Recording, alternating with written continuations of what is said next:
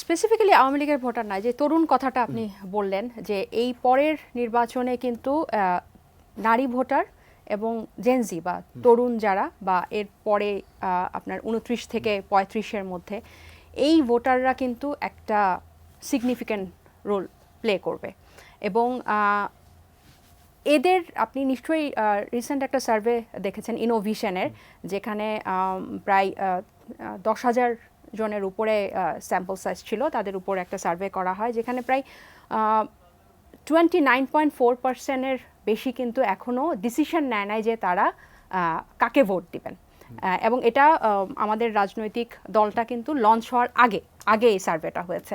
এবং এই যে গণ অভ্যুত্থান থেকে উঠে আসা একটা নতুন রাজনৈতিক দল, যাদের নেতৃত্ব তরুণরা দিচ্ছে এবং পুরো বাংলাদেশকে কানেক্ট করেছে জুলাই আগস্টে তরুণরা, সেটা যেই গোষ্ঠীরই হোক, যেই দলেরই হোক, এই জুলাই কিন্তু মানুষকে নতুনভাবে ভাবতে বাধ্য করেছে।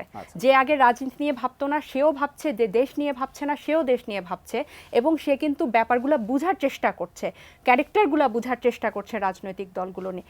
এবং তরুণদের পার্সেন্টেজটাই সবচেয়ে বেশি। এজন্য পরবর্তী নির্বাচনে, সেটা যে দলেরই হোক, যে গোষ্ঠীরই হোক, পরবর্তী নির্বাচনে নারী ভোটার এবং তরুণ ভোটাররা যে পার্সেন্টেজ, এবং আমি একটা সেকেন্ড অ্যাড করি এটা, যে নির্বাচন কমিশন কিন্তু 2008 সালের 1 জানুয়ারির আগে যারা জন্ম তাদেরকে ভোটার হিসেবে হালনাগাদ করেছে। তো ওখানে প্রায় 18 লাখ কিন্তু নতুন ভোটার, এবং নির্বাচন যদি তারা কিন্তু ভোট দিতে পারবে 26-এর 2রা জানুয়ারি, এবং নির্বাচন যদি ডিসেম্বরের মধ্যে হয়, এই 18 লাখ ভোটার কিন্তু ভোট দিতে পারবে না। সানবিট সব দিবে সামাল। সানবিট ম্যাজিক প্রেস ডিশওয়াশিং এর মাথা ঘোরানো সলিউশন। রাজনীতি একটা জিনিস, আন্দোলন আরেকটা জিনিস, ভোট কিন্তু আরেকটা জিনিস, যদিও তিনটা কাছাকাছি। তো নতুন দুই দল এনসিপি, তারা আন্দোলনের মাঠে পাশ করেছে, খুব ভালো মার্কিংয়ে পাশ করেছে, ধরুন গোল্ডেন জিপিএ 5-এ পেয়েছে। আবার তারা যাদেরকে হটিয়েছে, ওই আওয়ামী লীগ কিন্তু বাংলাদেশের রাজনীতিতে অবান্তর হয়ে যায়নি এখনো। তাদের আবার নিবন্ধন আছে, অর্থাৎ তাদের রুট পারমিট আছে, ফিটনেসটা নাই, ফিটনেস সার্টিফিকেটটা এই মুহূর্তে নাই। তাদের আবার একটা অংশ, ছাত্রলীগ কিন্তু আপনি নিষিদ্ধ করে দিয়েছেন, আওয়ামী লীগকে নিষিদ্ধ করা যায়নি বা পারেননি। তো এরকম অবস্থা, তাদের ভোটগুলো তো এই বাংলাদেশে আছে, হয়তো তাদের বড় বড় নেতারা পালিয়েছেন, ভোটগুলো আছে। তো এই ভোটটা নিয়ে একটা রাজনীতি অবশ্যই হবে।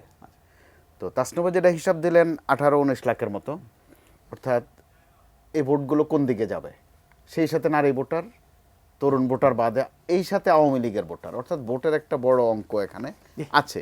এই অঙ্কটা কে স্বীকার করতে পারবে, শিগগিরই আমরা হয়তো বা নতুন যে দল এনসিপির সাথে বিএনপির এরই মধ্যে যেই মৌখিক সংঘাত চলছে, বাকযুদ্ধ যেটা, ওইটা হয়তো আরেকটা পর্ব দেখব, অন্তত আলামত কিন্তু তাই বলছে। আমরা সেই ক্ষেত্রে আমাদের একটু বোধহয় কয়েকটা দিন অপেক্ষা করা লাগতে হবে।